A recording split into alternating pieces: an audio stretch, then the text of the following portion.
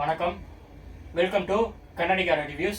இன்னைக்கு நாம எந்த படத்தோட ரிவ்யூ பத்தி பார்க்க போறோம்னா, டைரக்டர் ஹரி இயக்கத்துல விஷால் நடிச்சு வெளிவந்திருக்கிற ரத்னம் படத்தை தான் பார்க்க போறோம். ரத்னம் இந்த படத்தோட கதையை பத்தி பார்த்தோம்னா, இது ஒரு கதை இல்ல, இதுக்குள்ள 10,000 கதை இருக்கு. ஹீரோக்கு ஒரு கதை, ஹீரோ அம்மாவுக்கு ஒரு கதை, ஹீரோ அப்பாவுக்கு ஒரு கதை, வில்லனுக்கு ஒரு கதை, 1008 கதை இருக்கு. சரி, அதனால இந்த பேசிக்கா இந்த கதை என்னன்னு பார்த்துருவோம், மற்ற கதையெல்லாம் விட்டு. ஒன்றும் இல்லை, ஹீரோ ஒரு அனாதை. அவர் சமுத்திரகனி ஸ்டார்ட்ல காப்பாற்றுவாரு சமுத்திரகனி உயிரை. அதுக்கப்புறம் சமுத்திரகனி அவர் தத்து வளர்ப்பாரு. சமுத்திரகனி எம்எல்ஏ இவர் ரவுடியா சுற்றிட்டு இருப்பாரு விஷால். அதுக்கப்புறம் ஹீரோயினை பார்ப்பாரு. ஹீரோயின் ஹீரோவோட அம்மாவோட சாயல்லே இருப்பாங்க. அதனால ஹீரோ ஹீரோயின் மேல ரொம்ப பாஸ் ஆகிறாரு. ஹீரோயினுக்கு அவங்களோட சொந்த ஒரு பிரச்சனை இருக்கும், அதை தீர்த்து வைக்கணுன்றதுக்காக இவர் தன்னோட உயிரே கொடுக்குற அளவுக்கு போய் காப்பாற்றுவார். அதுக்கப்புறம் ஹீரோயினுக்கு இவர் மேலே லவ் வந்துடுது. ஆனால்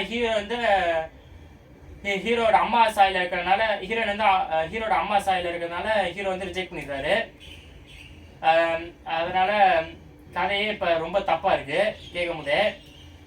இதுக்கப்புறம் அந்த படத்தில் கதை எப்படி ஹீரோ எப்படி வில்லனை கொள்றாருன்னு தான் இந்த படத்தோடைய ரிமைனிங் கதையே. இந்த படத்தில் பாசிட்டிவ்ஸ் அண்ட் நெகட்டிவ்ஸ் வைப்போம். இந்த படத்தில் பாசிட்டிவ்ஸ்னா, இந்த படத்தில் விஷால் நடிச்சிருக்க நடிப்போம். அவர் போட்ட சண்டை வந்தான். ஆனால் சண்டை அங்கங்கே 1008 சண்டை வருது. ஆனால் எதுக்கு வருதுன்னு தெரியல, சும்மா வில்லன் அடியால் அனுப்பிச்சிட்டு இருப்பான், அவர் அடிச்சு போட்டுட்டு இருப்பாரு. வித்தியாசமாகவே செய்ய மாட்டாங்க. நெகட்டிவிட்டிஸ்ன்னு பார்த்தா லாரியா சொல்லலாம் உங்களுக்கு. முதல்ல இந்த படத்தில் நெகட்டிவிட்டிஸ்னால், இந்த படத்தில் டைலாக்ஸ் தான். டைலாக்லாம் ரொம்ப எரிச்சலான டைலாக்ஸாக இருந்துச்சு, ரொம்ப பழைய டைலாக் இருந்துச்சு.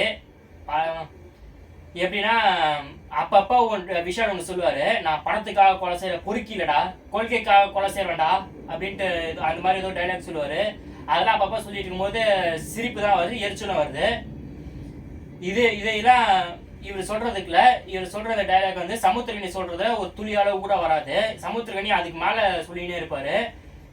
எதுக்கு எடுத்தாலும் விஷால் பாராட்டிகிட்டே இருப்பார் சமுத்திரகனி. அது எதுக்கு தான் தெரியாது, என்னமோ அவர் சமூக சேவை செய்கிற மாதிரி பாராட்டினே இருப்பார். கேட்டால் போலீஸ் டிபார்ட்மெண்ட் ஒருத்தருக்கு மெடல் தரணும்னா அது நம்ம ரத்தனத்துக்காக தரணும்னு சொல்லுவார். அது எதுனா, இவர் கொலை செஞ்சிட்டு இருக்கிறதுனால கொலை செஞ்சிட்டு இருக்கிறதுனால தரணுமா மெடல் போலீஸ் டிபார்ட்மெண்ட்டு, அது மாதிரி சொல்லிட்டு இருப்பாங்க. பத்தாவதுக்கு யோகி பாபு கேரக்டரை கூப்பிட்டு வராங்க. யோகி பாபு கேரக்டரை என்னதான் கேரக்டரை வடிவமைச்சிருக்காங்கன்னு தெரியல. ஒன்று காமெடினா போட்டுக்கணும், இல்லை ஹீரோ கூட ஒரு அடியாலா போட்டுக்கணும்.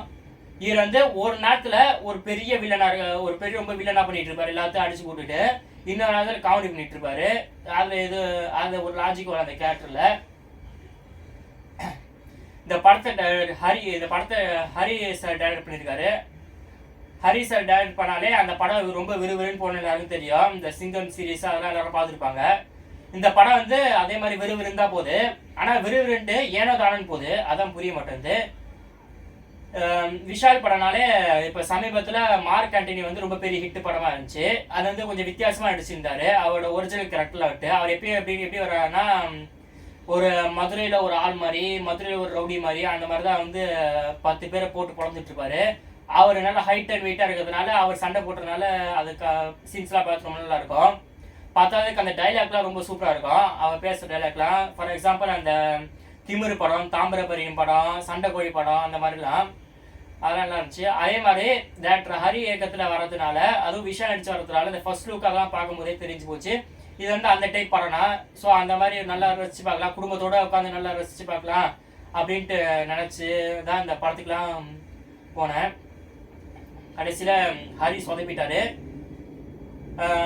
ஹரி சொதப்பியிருந்தாலும் விஷால் இந்த படத்தில் அவர் கொடுத்த ரோல் நல்லா தான் பண்ணியிருந்தாரு.